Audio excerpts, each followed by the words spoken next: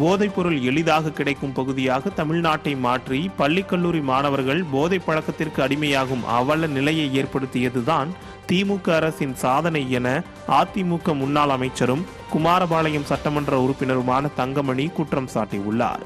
நாமக்கல் மாவட்டம் பள்ளிவாளையத்தில் அதிமுக நிர்வாகிகளுக்கு புதிய உறுப்பினர் அடையாள அட்டை வழங்கும் நிகழ்ச்சியில் பங்கேற்று பேசிய அவர் இதனை தெரிவித்தார். கருணாநிதி இருக்கின்ற போது சாராய கடையை விட்டு எல்லாரையும் சாராயம் குடிக்க வைத்தார். இன்று அவருடைய மகன் முதலமைச்சராக இருந்து கொண்டு தமிழகம் முழுவதுமே போதை கலாச்சாரம் எளிதாக மக்களுக்கு கிடைக்கின்ற வகையில் கல்லூரிக்கு முன்னால் விற்கின்றது, பள்ளிக்கு முன்னால் விற்கின்றது, எங்கே பார்த்தாலும் கஞ்சா விற்கின்றது. சாராயம் ஒரு புறம், கஞ்சா ஒரு புறம். லாட்டரி டிக்கெட் என்பது நம்முடைய ஆட்சியிலே 10 ஆண்டு காலம் முழுமையாக தடை செய்திருந்தோம். இப்பொழுது லாட்டரி டிக்கெட்டும் வந்து கொண்டு இருக்கின்றது. ஆண்கள் சம்பாதிப்பதில் ஒரு பகுதி டாஸ்மார்க் என்றால் ஒரு பகுதி லாட்டரி டிக்கெட் போய்விடுகின்றது.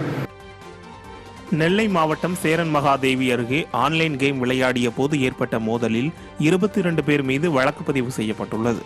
கங்கனான்குளம் என்ற பகுதியில் இயங்கி வரும் தனியார் கல்லூரி மாணவர்களும் அதே பகுதியைச் சேர்ந்த சிலரும் ஃப்ரீ ஃபயர் கேம் விளையாடி உள்ளனர். அப்போது இரு தரப்புக்கும் இடையே வாக்குவாதம் ஏற்பட்டு மோதலாக மாறியதில் ஒருவருக்கு காயம் ஏற்பட்டது. தகவல் அறிந்து சம்பவ இடத்திற்கு சென்ற சேரன் மகாதேவி போலீசார் 22 பேர் மீது வழக்கு பதிவு செய்த நிலையில் 9 பேரை கைது செய்தனர். இந்த சம்பவம் அப்பகுதியில் பரபரப்பை ஏற்படுத்தியுள்ளது. செங்கல்பட்டு மாவட்டம் கோவளம் அருகே சர்வதேச 3வது காற்றாடி திருவிழா வெகு விமர்சையாக தொடங்கியது. கோவளம் அருகே திருவிடந்தை கிழக்கு கடற்கரை சாலையில் சர்வதேச 3வது காற்றாடி திருவிழா தொடங்கிய நிலையில் வரும் 18ஆம் தேதி வரை 4 நாட்களுக்கு நடைபெறுகிறது.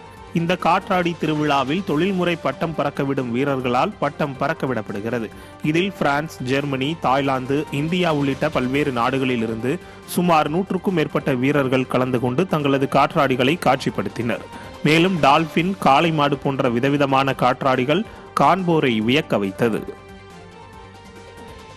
திண்டுக்கல் மாவட்டம் கொடைக்கானல் அருகே குப்பாம்பாறை ஆற்றில் திடீரென வெள்ளப்பெருக்கு ஏற்பட்டதால் ஒரே குடும்பத்தைச் சேர்ந்த 10 பேர் கிராமத்திற்கு செல்ல முடியாமல் அவதியடைந்தனர்.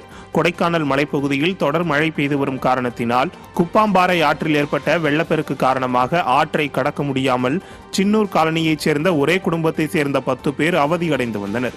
இதையடுத்து கிராம மக்கள் கயிறுகளை ஆற்றின் இருபுறமும் கட்டி ஆற்றை கடந்து சென்றனர்.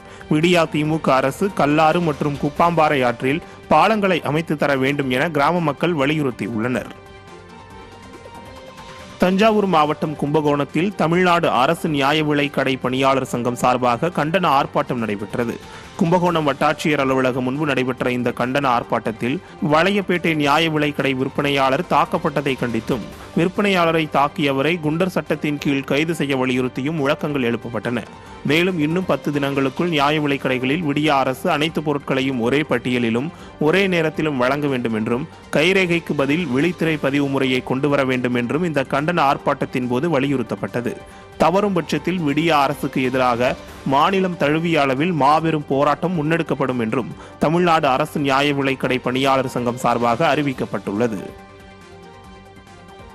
தென்காசி மாவட்டம் சங்கரன் கோவில் நீர்வழி பாதையை ஆக்கிரமித்து விடியா திமுகவின் துணை பொதுச் செயலாளர் கனிமொழி பங்கேற்கும் விழாவிற்கு அனுமதி அளிக்கக்கூடாது என மாவட்ட ஆட்சியரிடம் புகார் அளிக்கப்பட்டுள்ளது. தனியார் அமைப்பு சார்பில் எந்த சட்ட விதிகளையும் பின்பற்றாமல் ஊர்கண்மாயை ஆக்கிரமித்தும் நீர்வழிப்பாதையை மறித்தும் விழா ஏற்பாடுகள் நடைபெற்று வருகிறது. இதனால் விவசாயிகள் பாதிக்கப்படும் அபாயம் உள்ளதால் காவல் நிலையத்தில் கிராம மக்கள் புகார் அளித்தனர். ஆனால் எந்த நடவடிக்கையும் எடுக்காததால் விழாவிற்கு அனுமதி வழங்கக்கூடாது என மாவட்ட ஆட்சியரிடம் புகார் அளித்தனர். அரியலூர் மாவட்டம் ஜெயங்கொண்டம் அருகே 100 நாள் வேலை திட்டத்தில் ஊதியம் குறைவாக வழங்குவதாக குற்றம் சாட்டி கிராம மக்கள் சாலை மறியலில் ஈடுபட்டனர். ஜெயங்கொண்டம் அடுத்த மைக்கேல்பட்டி கிராமத்தில் 50க்கும் மேற்பட்ட தொழிலாளர்கள் 100 நாள் வேலை வாய்ப்பு திட்டம் மூலம் வேலை பார்க்கின்றனர். இதே திட்டத்தின் மூலம் பக்கத்து ஊரில் 300 ரூபாய் ஊதியமாக கொடுக்கும்போது தங்களுக்கு மட்டும் 200 ரூபாய் கொடுப்பதாக குற்றம் சாட்டி போராட்டத்தில் ஈடுபட்டனர். விடியா ஆட்சியில் எந்த அரசு திட்டமாக இருந்தாலும் அதில் முறைகேடு செய்து சம்பாதிப்பதையே நோக்கமாக கொண்டுள்ளனர் என மக்கள் குற்றம் சாட்டுகின்றனர்.